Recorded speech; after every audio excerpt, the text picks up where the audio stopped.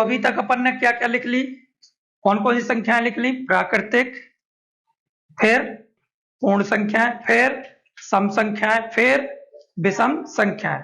प्राकृतिक जिनसे हम क्या करते हैं गिनती करते हैं।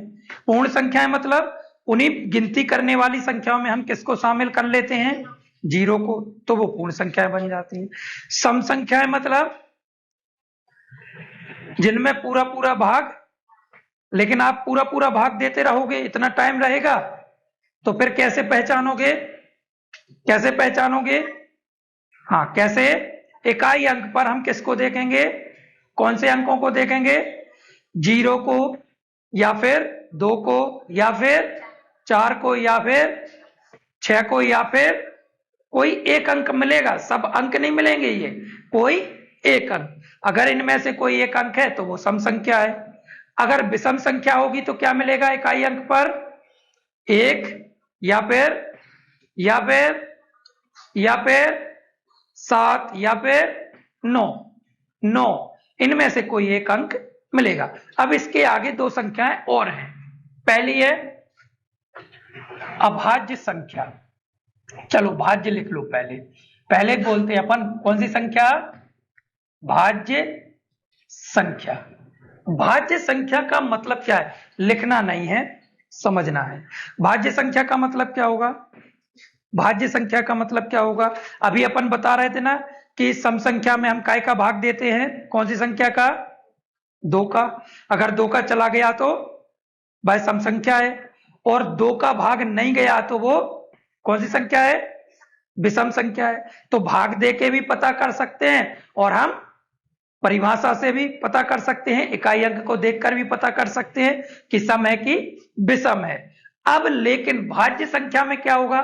केवल 2 का भाग नहीं देना है, और भी कई संख्याओं का भाग देना है। तो भाज्य संख्या की परिभाषा क्या होगी?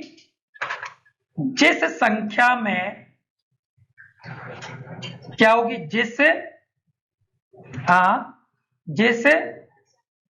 संख्या में 2 से अधिक, कितनी संख्याओं से? 2 संख्याओं से अधिक संख्याओं का 2 से अधिक संख्याओं का क्या हो जाएगा? संख्याओं का भाग जाता है। उनको क्या बोलेंगे? अधिक संख्याओं का भाग जाता है, उस संख्या को क्या बोलेंगे? उस संख्या को क्या बोलेंगे बेटा? उस संख्या को कौन सी संख्या बोलेंगे? भाज्य संख्या। हाँ कहते हैं। तो भाज्य संख्या मतलब, भाज्य संख्या का मतलब जैसे मान लो एक संख्या इधर पर लिखी है, कोई भी संख्या। अब इस संख्या में काय का भाग जाना चाहिए?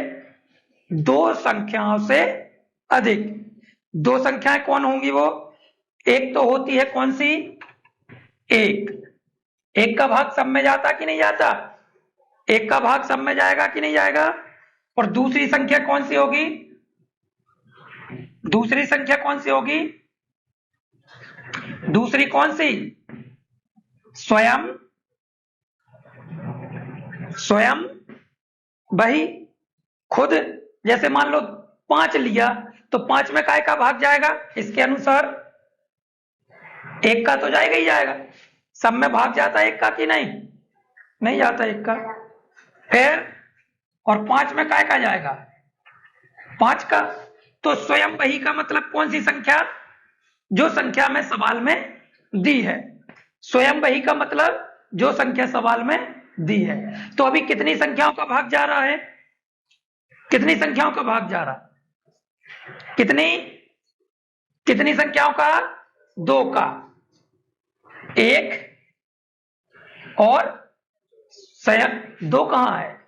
स्वयं वही। जबकि परिभाषा में क्या बोला गया कि वह संख्या जिसमें कितनी संख्याओं से ज्यादा का भाग जाए? 2 संख्याओं से अधिक। लेकिन इधर कितनी मिली? 2 ही संख्याएं मिल रही। तो ये भाज्य नहीं है। तो ये भाज्य नहीं है। तो फिर भाज्य कब होगी? जब इस संख्या में और काय का भाग जाए। कौन सी संख्या का? अन्य संख्या का या दूसरी संख्याओं का। तो अन्य संख्याओं का क्या, कौन सी संख्या होगी? अब इस 5 में तो 1 का जाएगा और 5 का जाएगा, तो क्या ये संख्या भाज्य है?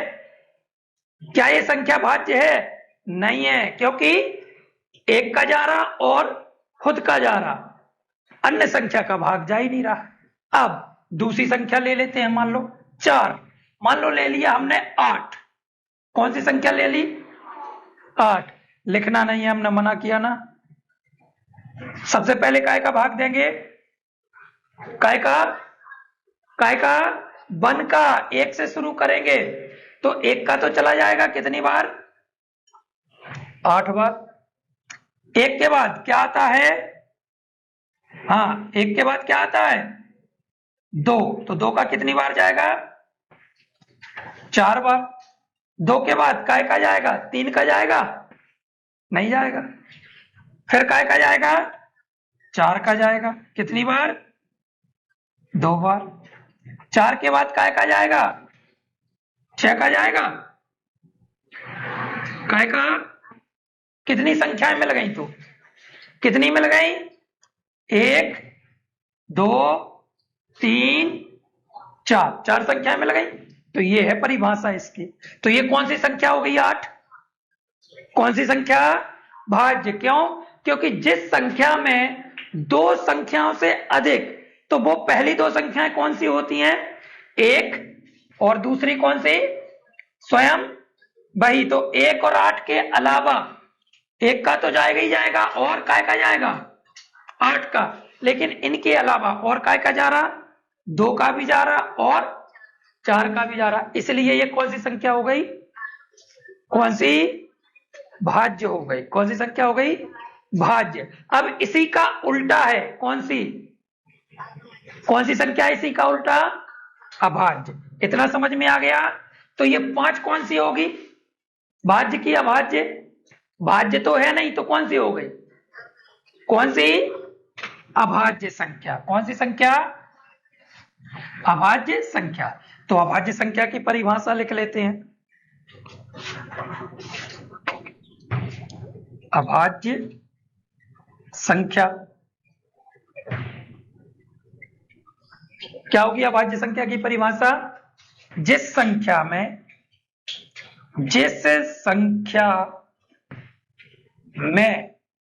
केवल कितनी संख्याओं का भाग जाए? हाँ, केवल कितनी संख्याओं का भाग? केवल 2। केवल 2 संख्याओं का भाग। हाँ, 2 संख्याओं का भाग जाता है। तो वो 2 संख्याएं कौन कौन सी होंगी? अभी बताया कौन कौन सी होंगी? 1 और स्वयं। तो जिस संख्या में केवल 2 संख्याओं का भाग जाता है, कौन कौन सी संख्याओं का? 1 और स्वयं वही। ठीक है, 1 और स्वयं वही संख्या। तो ऐसी संख्या को क्या बोलेंगे? हाँ, तो जिस संख्या में केवल 2 संख्याओं का भाग जाता है, मतलब 2 संख्याओं का मतलब 1 और स्वयं। 1 मिनट, इसको यहां नहीं लिखते, यहां लिख देते हैं। 2 संख्याएं कौन सी? 1 और स्वयं वही का भाग जाता है, उसे क्या बोलेंगे? उस संख्या को क्या बोलेंगे? उस संख्या को अभाज्य, हाँ, अभाज्य संख्या कहते हैं। तो जैसे अभी हमने उदाहरण बताया, जैसे हमने लिया 3, तो 3 में काय का भाग जाएगा? 1 का तो जाएगा, 1 का तो सब में जाता है। 1 के अलावा फिर काय का जाएगा? 2 का नहीं जाएगा। 2 का जाएगा? जाएगा 2 का, काय का जाएगा 3 का, है ना। कितनी बार, 1 बार। 3 के अलावा और कोई संख्या है तो कितनी संख्या मिली इधर, 1 और 1 2, 2 संख्याएं मिल गई, मिली 2 संख्याएं। तो इसको क्या बोलेंगे, 3 को कौन सी संख्या बोलेंगे, अभाज्य। और 4 को कौन सी बोलेंगे, 4 को कौन सी बोलेंगे, 4 को कौन सी बोलेंगे भाई, 1 का और 4 का तो जाएगा, लेकिन उसके अलावा 2 का भी जाएगा, तो अभाज्य हो गए। ठीक है, 2 को क्या बोलेंगे, 2 को भाज्य की अभाज्य, 2 को भाज्य की अभाज्य, 2 को भाज्य की अभाज्य, भाज्य की अभाज्य। देख लेते हैं भाज्य की अभाज्य क्या बन। पहले तो 1 का दिया, क्योंकि एक सब संख्याओं में 1 से शुरुआत करना है, भाग देना। फिर काय का देंगे, फिर उसी संख्या का 2 उसी में, तो 2 का दे दिया। अब बताओ और काय का भाग जाएगा, और काय का भाग जाएगा 2 में, तो ये कौन सी संख्या हो गई, भाज्य की अभाज्य, कौन सी, अभाज्य। अब मान लो हमने लिया 12, तो 12 कौन सी संख्या होगी, भाज्य की अभाज्य, कौन सी, भाज्य होगी कि अभाज्य, भाज्य होगी। भाज्य और अभाज्य की सबसे बड़ी पहचान यह है, अभी एक तो परिभाषा बता दी हमने, क्या परिभाषा बताई, कि अगर भाज्य होगी तो 2 से ज्यादा संख्याओं का भाग जाएगा। कितनी संख्याओं से, 2 से ज्यादा, 1 और स्वयं वही उनसे ज्यादा संख्या होगा। लेकिन अगर अभाज्य होगी तो केवल कितनी संख्याओं का भाग जाएगा, 2, 1 का और उसी संख्या का। ठीक है, दूसरी पहचान और है, जितनी सम संख्याएं हैं, केवल किसको छोड़कर,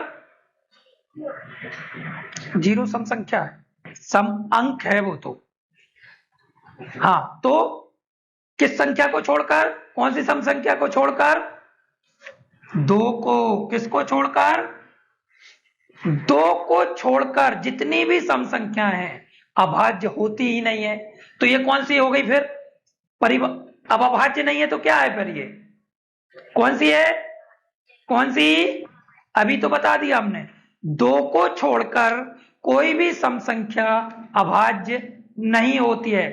तो सम संख्या कौन सी ऐसी संख्या है जो सम है और अभाज्य है, कौन सी होगी, जो सम भी है और अभाज्य है, कौन सी होगी, 2, कौन सी, परीक्षा में प्रश्न आता है, सबसे छोटी सम संख्या और अभाज्य जो दोनों है, तो उत्तर क्या है, उत्तर क्या है, अभी तो लिखा, क्या है उत्तर, तो 2 अकेली एक ऐसी संख्या है जो सम है और सम के साथ साथ क्या है, विषम भी है, अभाज्य है। क्या है, समझ में आ गया कि नहीं आया।